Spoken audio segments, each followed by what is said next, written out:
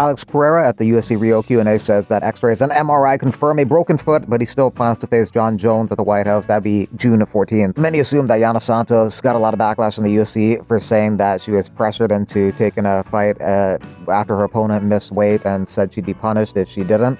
And then many assume that Ali took over her account and thanked the UFC for paying her the massive 25% of her opponent's purse. So she was pressured into taking the fight, and then she was pressured to retract her statement after making that statement about being pressured about taking the fight. Jamahal Hill says he will be out for some time, and when he returns, he wants to rematch with Yuri Prochazka. Prochazka's going to be looking to get a title shot, not rematch a guy he recently beat, so that's not realistic. Maybe he can fight somebody like a Blachowicz. They haven't fought yet. Jan Blachowicz needs to fight. They're two former champs and close in the rankings, 4 and 6. Nurmagomedov thinks he has the best team in the world. You can hate us or you can love us. We don't care. We are the best team in the world who have been training and standing together since childhood. Best team, I don't know. They have some notable names like Makhachev, Usman, and Umar Nurmagomedov, as well as Tagir Ulanbekov. Izzy Adesanya's Uber driver thought his name was Iggy Azalea. What did you think I was? The famous New Zealand UFC fighter. What's his name? Iggy Azalea. No, wrong guy. Sorry, bro. Oh, sorry. Bro, fucking guy, you see it? Yeah, I get around. Bro, what the fuck? What the fuck? Nah, nice to meet you, bro. Bro,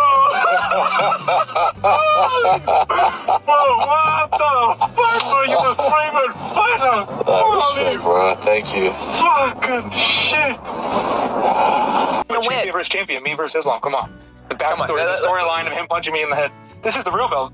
I beat him that night, so I beat Khabib that night too, so this is the real belt.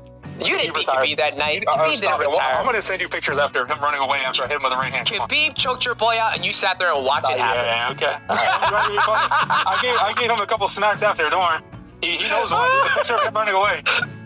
Oh, fuck. Okay. That rematch and see what happens.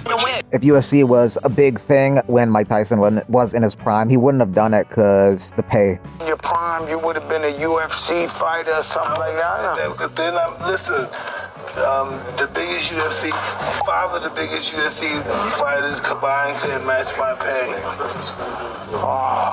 That's just it. It wasn't worth the pay. No, I want to be the biggest fighter, the biggest purse. I want all that stuff. Gilbert Burns has interest in fighting Colby Covington at the White House. Not a bad call-out. Colby would probably want to be on that card. He's friends with Trump, so maybe they can make that happen. Both are former title challengers. Both lost to Kamaru Usman in the past, Colby a couple times, and both have expressed interest in fighting each other in the past.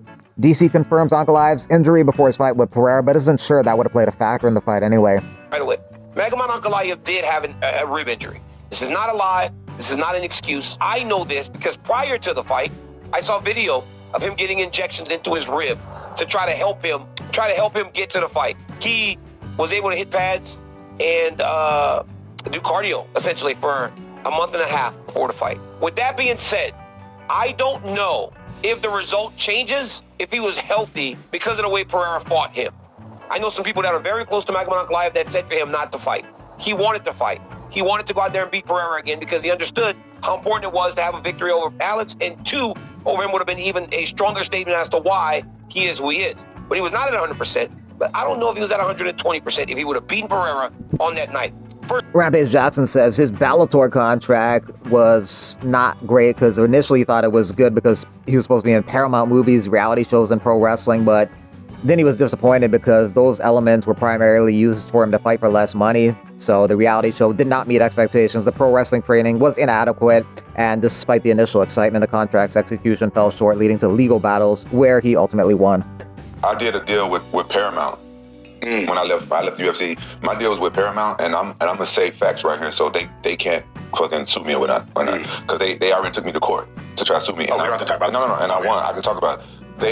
I did a deal with Paramount, so I was supposed to do movies, pro wrestling, and a reality show and fights. I supposed to do all this shit just to get me to fight for cheaper. I was supposed to make like so much money everywhere. We took the package deal instead. I took the package deal, and for the movie, because that's when Paramount said, like, we want fighters to do movies. They can do movies. Rampage is perfect. He did the A-Team. He did these movies. He can fight. He can do this. And then they want to give me a reality show. And the reality show wasn't even a reality show. It was like it was like basically they did like shoulder programming, basically like a 24/7 style. And they let me produce one episode, and it was like the best episode ever. And those guys just dropped the ball. They didn't even train me to do the pro wrestling shit, bro.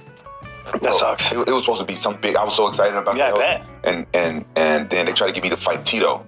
Okay. Ortiz? Yeah, they tried to get me to fight Tito on that contract, and it was like they wasn't coming through on any of the other stuff. And then Tito got injured, and they were trying to force me to fight Tito. Then they took me to court, and I won. They took me to court, and I won. Oh, damn.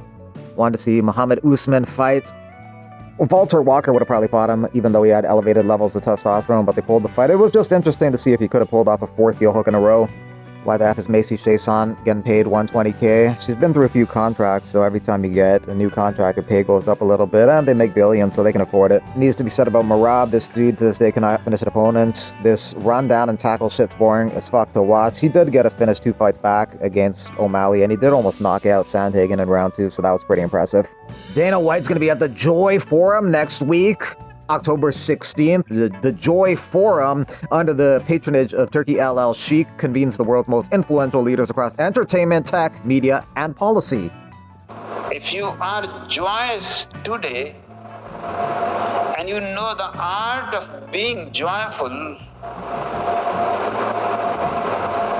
if tomorrow ever comes, you will still know how to be joyful and how to be festive. A former UFC fighter Phil Davis got a lawsuit against the UFC too. The UFC lawyers argue that Phil Davis's lawsuit should be dismissed permanently because it already covered by the earlier Lee versus Uspa class action lawsuit. So that settlement released all claims based on arising or relating to the same facts as the Lee case, including future claims that continued the same conduct after the settlement. Davis's new lawsuit repeats the same allegations, describing the UFC's actions as an ongoing continuation of what was challenged in the Lee case. Because of that, the UFC says his claims are identical, therefore barred by the release. The defense also points out that it doesn't matter that Davis is now seeking only injunctive relief instead of money. The Lee settlement explicitly released all claims for any kind of relief, including equitable or injunctive. Davis's argument that the release only applied until final approval is rejected by the UFC lawyers, who explain that this phrase only applies to one section of the agreement and not to the overall release of continuing claims. And lastly, the UFC argues that Davis lacks legal standing because his alleged harm depends on wage decisions made by another organization, the PFL, not the UFC itself. This,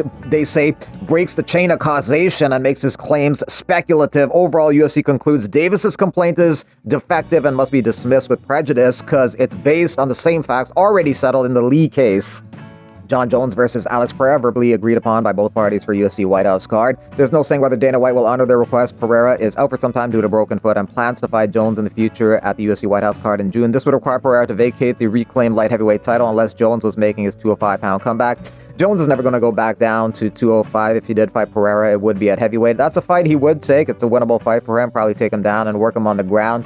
Jones versus Pereira would be the biggest fight they could make for Jones, even though Aspinall versus Jones would be the more competitive fight. Casuals know Pereira more. Thanks for watching. Like, comment, subscribe, and share. If you want to support the channel, you can via Super Thanks donations. There's also a link to donate via PayPal on the main page.